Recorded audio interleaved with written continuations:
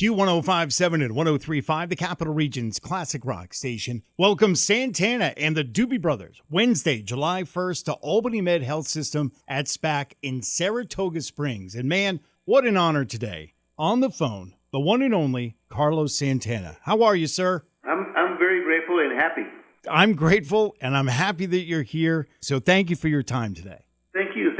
So we're looking forward to the Oneness Tour this summer. Now, is that a nod to your 1979 solo album? No, but it could be. Well, let's make it happen now. Why not? All right. You know, when I was kind of scouring the internet, preparing for our conversation, I stumbled upon a 1979 Carlos Santana Marathon Tour t-shirt on eBay. They were selling it for like $235 or something like that. Are you a keeper of Santana memorabilia over the years? And if so, like, what's most valuable to you? Not consciously, no. I mean, we have an office that we collect a lot of material. And, you know, it's worthwhile to just look over my shoulder and see the tours that we did with Mr. Bob Dylan or Jeff Beck. And so some of those I treasure and cherish, the T-shirts and stuff like that. But emotionally, I'm not attached to anything other than my wife. That's a great answer. Well, I was curious about your very first guitar. Do you still have ownership of that, or do you know whatever happened to it? No, the first one was in Tijuana. I don't know what happened to it, and I don't know what happened to the one in Woodstock either. I don't keep track of my instruments, but the last 20 years I have. So what changed over the last 20 years? Me, of course. I have more appreciation and value for things that I should keep next to me for a long time. You know, you mentioned Woodstock a moment ago, and with time, we've been able to recognize the cultural importance of the Woodstock Music and Arts Festival, which took place just a couple of hours south of where I'm standing now. But at the time, I'm curious if you and the other musicians who performed that weekend kind of knew the importance of what that weekend would become, or did you not?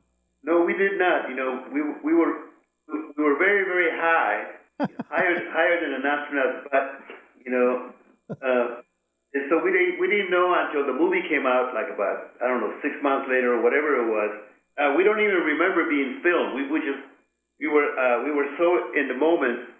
I mean, look, you know, almost like coming out of high school, all of a sudden being on a stage with Sly Stone and Jimi Hendrix. Come on, man, you know, it's pretty daunting, you know. Oh, for sure. Yeah, I can imagine. You know, I'm not a musician, but music has been such a gift in my life. It gave me the path to this career that I've had for the last 40 years or so. Aside from your career, how would you say music has helped you navigate your life? To me, music is like a tangible archangel that constantly guided me and, what's the word? You confer and defer. I confer with music as a wisdom motivator. Music reminds me what it's like to be a child going to Disneyland for the first time, and you have a big roll of tickets for all the rides and all the food that you can eat, and it's already paid for. So ever since I crossed the border, I have been blessed with God constantly offering me blessings and miracles, one after the other, in abundance. You know, my girlfriend, as a fan, calls the music experience when we go to shows, she refers to it as going to church. That's how much it means to her. And I think it's kind of along the line of what you were saying as well. A few moments ago, we were talking about that T-shirt that I found back in, you know, a 1979 tour T-shirt, which over time has value because it marks a time and a place. As you look back over your Hall of Fame career, what aspect of that career do you hold closest to your heart? When my children were born. It's what life's all about, isn't it? Yep.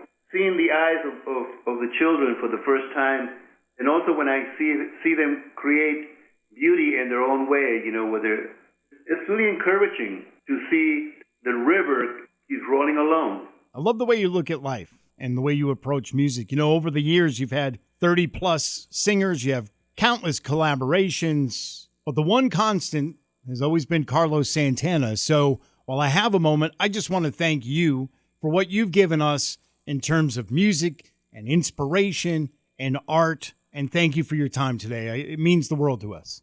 Thank you so much. Thank you for listening. And we hope that in the future we're able to break bread together and celebrate each other's light. We look forward to that. Carlos, thank you so much. We'll see you at Saratoga Performing Arts Center July 1st with the Doobie Brothers. Thank you for your time.